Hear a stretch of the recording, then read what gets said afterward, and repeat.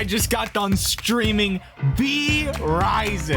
The V stands for Morbius. Or in other words, Morbius, because it's vampires. Get it? It's like the vampire Morbius from the hit movie that made more $1 billion in the more box office. I need to stop. This is a first impressions video on vrising.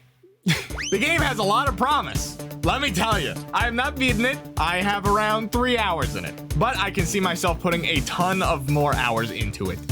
Why, you ask? Why? Well, Dakota, well, me. Just picture this, all right? Picture this. There's Valheim, which is very good game. Path of Exile, top down. Rust, also very good game with good PvP. Good PvP, by the way. Mix them together. Top-down Rust or Ark-like gameplay with Valheim also in there. Very good game. There's this very interesting mechanic. Since you're a vampire, you suck the blood of things. Well, you can. Blood is a resource. You can heal through it, but it's also a way to give yourself buffs. And when you suck the blood out of something, you get a percentage of their blood. And depending on what type of thing you get the percentage of blood from, it gives you certain bonuses for that class. It'll change your blood type. So like you eat a bear or a deer, you get creature blood type, and that increases like your movement speed and stuff like that. And there's other buffs too. I'm very surface level understanding of this right now. I only have 3 hours in it, and I didn't look up any guides or anything. Or say the brute. You get the brute buff, and now all of your attacks heal you for percentage of damage. At least for the first upgrade. There's like 5 tiers in it. How's the game start? I should have probably went over that first. You wake up in a coffin after, I guess, a couple of million gajillion years, and you're a vampire.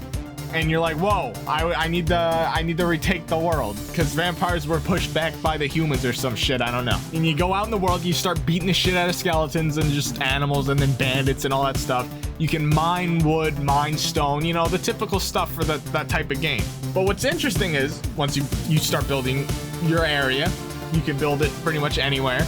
The game immediately tells you to start hunting things, right? Once you have a little bit of gear and stuff, the tutorial, not tutorial, just quest in general tells you what to do. Craft all your materials and stuff, build, you know, equipment, the normal shit. You create a blood altar, and then you can start tracking bosses, right? And the bosses, once you defeat them, first off, they normally explode and destroy all the resources around them. So it's like a lot of resources when you kill a boss. It's so good. Like when I killed the alpha wolf and it destroyed so many trees and stones, I was so happy, all right, dude? Because mining, I mean, it's still enjoyable, but it's tedious, because that's gathering resources in any game is pretty much tedious. Once you kill a boss, you get a certain power. You unlock powers through killing bosses, right? Some of them vampire powers, some of them involving other...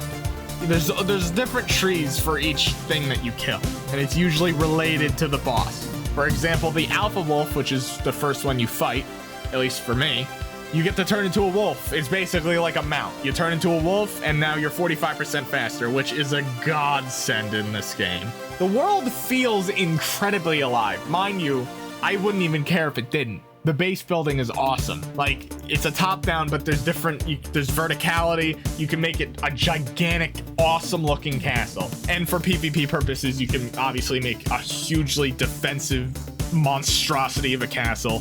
You can enslave NPCs.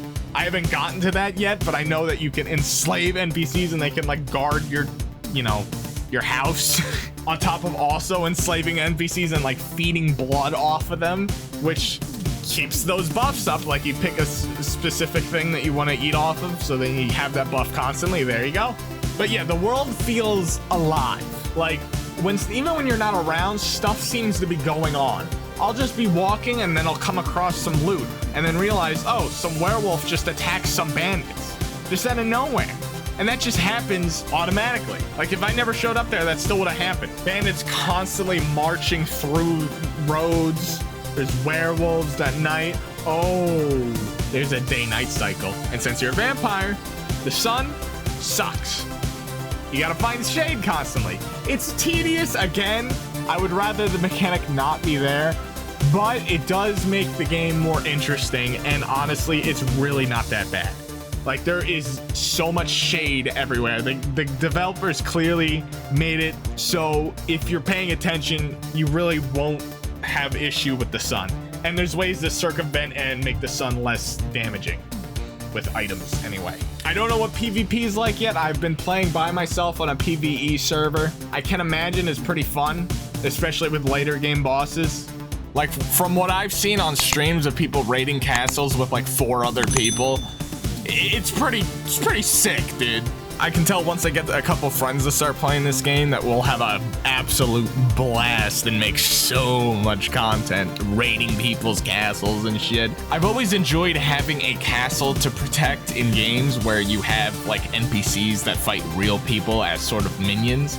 So say like how in Ark, where you train up a bunch of dinosaurs and someone's raiding your base, you can turn them all loose on them, right? Like, that's so cool to me. So I'm really happy that in this game, you're able to have minions of all different shapes and sizes and just kind of have them attack people when they're raiding your house or just defend it from other NPCs and shit. Like, there's so much depth here, and it's still in early access. Like, they could just keep expanding on this concept. Also, mind you, this is definitely a game made for PC. There's plenty of different modes and server types and all that stuff going on here. It's really player friendly. They're very active on Twitter, at least from what I've seen. They do giveaways and shit all the time. There's so many good indie games nowadays. It's crazy. Like, AAA titles need to get their shit together because it's just... This is an indie game. They're shitting on people. Like, what is this? There is talk about this game being put onto consoles, but don't expect it anytime soon. Not until at least it comes out of early access. Also, the character creator's kind of goofy as hell, so I already love the game. 10 out of 10, 10 out of 10. Barely played, only 3 hours in. Barely passed Iron, let's go. I just wanted to get this video out there because honestly, the more people that know about this game, the better.